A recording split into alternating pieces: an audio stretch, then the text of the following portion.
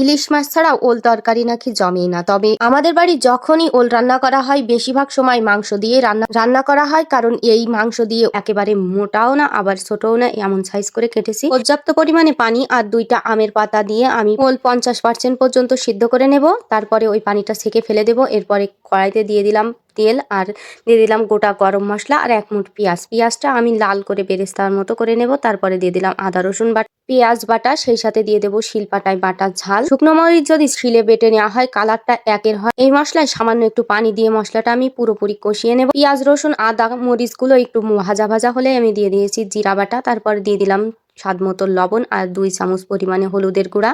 মশলা কষানো পর্যন্ত এটা নাড়াচাড়া করে সুন্দরভাবে তেল উঠা করে নিতে হবে।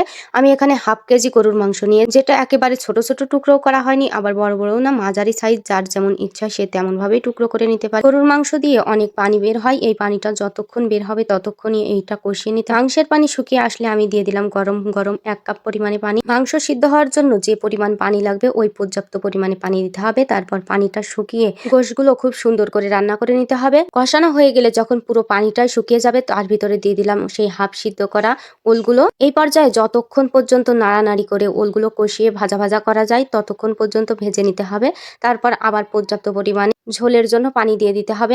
আমি এখানে মাঝারি সাইজে 3 মগ পানি দিয়েছি। যে কোনো রান্নায় গরম পানি দিলে তরকারির স্বাদটা বজায় থাকে। নামানোর 5 মিনিট আগে আমি দিয়ে দিয়েছি গরম মশলা বাটা, তারপরে দিয়ে দিলাম 7-8টা মতো কাঁচামরিচ, কালারটা সুন্দর হবে। ঝোল যেমন রাখা দরকার তেমনই রেখে আমি নামিয়ে নিয়েছি। এই যে ফাইনাল লুক। এই একই পদ্ধতিতে যদি মুরগির মাংস দিয়ে ওল রান্না করা হয় সেক্ষেত্রেও স্বাদটা কিন্তু দারুণ হয়। মাংসগুলো একেবারে মোলায়েম হয়ে যাচ্ছে। ওলের কথা তো কি বলবো, ওলটা একেবারেই মোম। মাখিয়ে মুখে দিতেই মনে হচ্ছিল যেন অমৃত খাচ্ছি। ঘ্রাণেই